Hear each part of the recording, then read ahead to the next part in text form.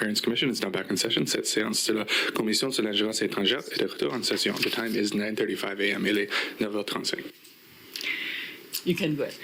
Thank you, Commissioner. And now that all of us can see and hear, Minister Blair, my questions today will focus on your time as Minister of Public Safety and Emergency Preparedness. And I understand that you held that position from November of 2019 until October of 2021. Is that right? Yes, that's correct. And during that time period, your Chief of Staff was Zita Astravas? That's correct. And were you aware at the time of Ms. Astravas's work history, including her history of working at Queen's Park? Yes, I was. First topic I want to discuss with you today is the flow of classified information within public safety and to your office during that time period. Let me begin at the early part of your tenure, pre-COVID. What was the volume of intelligence you were receiving and how did you receive it?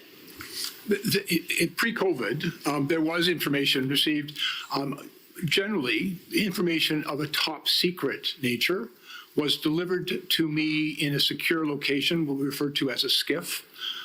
There was one located at 269 Laurier, which was where on the public safety side of the building, not the ministry side. I did not have one available to me as a minister.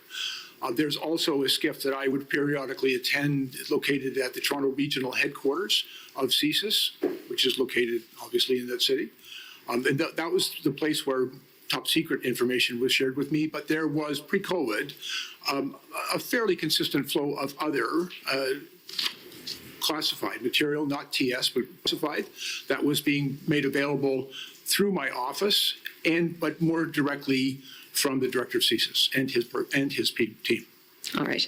And the Commission heard evidence from your then Chief of Staff that prior to COVID, the Minister's office received physical copies of reading binders that were provided to you. Is that consistent with your memory? Yes, I recall receiving some classified documents, again, not TS documents, but classified documents that were provided to me, again, in a not a TS secure location, but in a secure location within the government. And did you have access to a CTSN account, an account on the top secret network? No, I did not. Did anyone in your minister's office, as far as you know, have access to CTSN? No, there's no CTSN terminal in the minister's office, and no one in my office had direct access to CTSN.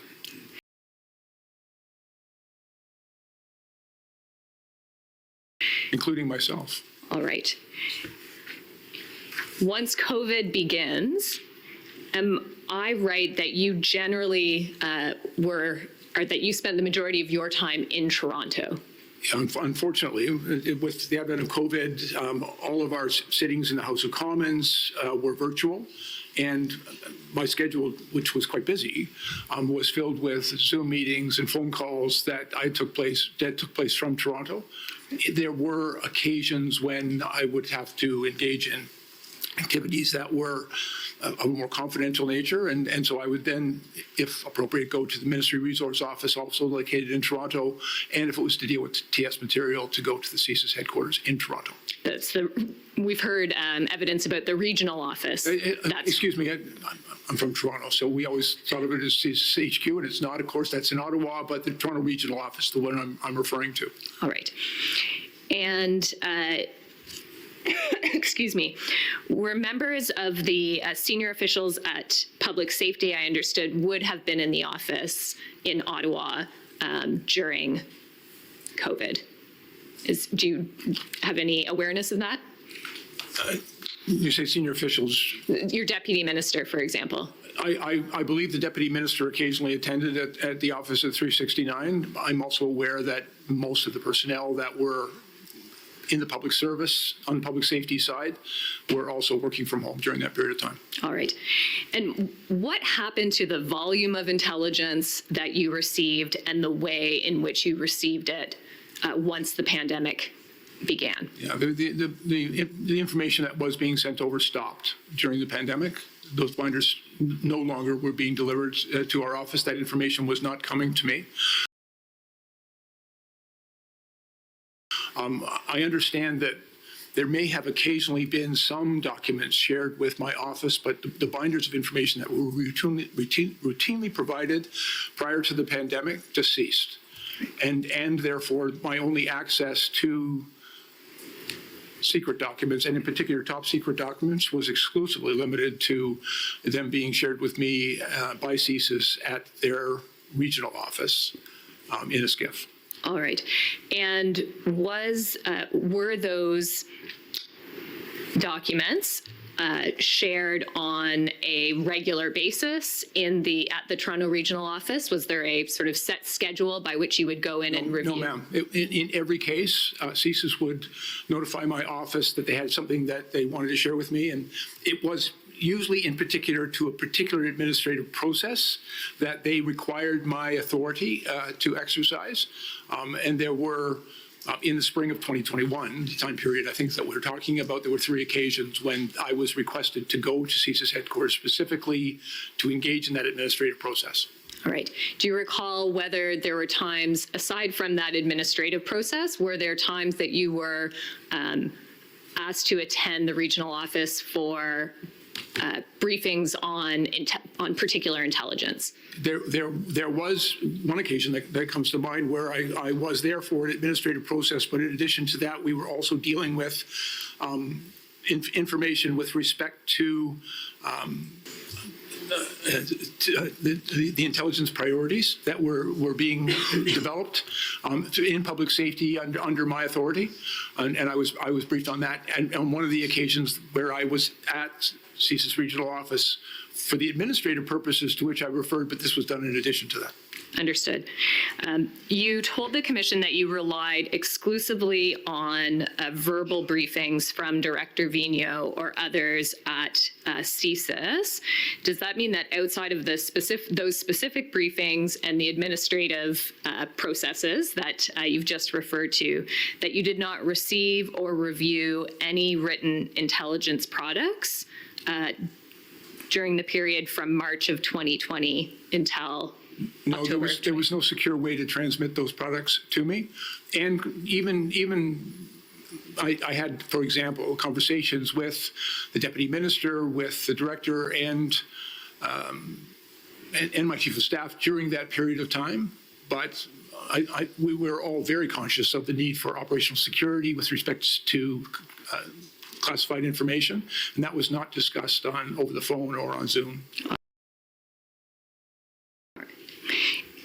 Did you tell anyone at CSIS, the director or anyone else, that you were not receiving written intelligence products? And again, the CSIS would notify me if they had information they needed me to know. There are operational matters that CSIS undertakes, as all of the agencies and departments that reported to me, the RCMP, the Border Agency, the Correction Services, and the Parole Board, all engage in operational activities, and they did not routinely brief me on those matters. It was only when any one of those agencies, including CSIS, had information that they felt they needed to bring to my attention, then that they would notify me that they had something that they needed me to see. That was the process that was in place at that time. All right.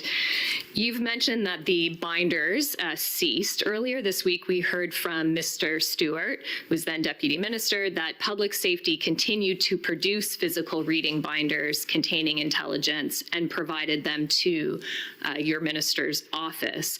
How do you respond to that? It's not correct. Is it possible that the binders could have been provided in hard copy to your office in Ottawa without your knowledge? I think I would have been aware that that information was flowing, and the information that I received is that it ceased during the pandemic and was not being provided. All right. We also heard evidence that there was a separate stream for the delivery of particular intelligence to you by hand to your home for specific classified materials directed to your attention. Did that process occur either before the pandemic or during the pandemic? No, ma'am, it did not. Actually, before the pandemic, there's a program, and it's not administered by public safety, but rather by the Communication Security Establishment. It refers to individuals that we refer to as CROWs. It's an acronym, and I apologize. Client Relations Officers. Exactly so. Thank you very much. And the CROW program also ceased during the pandemic. There was not a single occasion where anyone came to my home or I was notified someone wanted to come to my home to provide me with information during the pandemic. It just never happened. I will tell you that at the conclusion of the pandemic, the process did resume. In my current portfolio as the Minister of Defense, they frequently come to my home and share that information, but it did not happen while I was the Minister of Public Safety. The Commission has heard evidence that 3 intelligence products relating to Michael Chong were disseminated by CSIS to your office in advance of an issues management note in May of 2021. Did you see or were you briefed on any of these products? No, ma'am, I was not.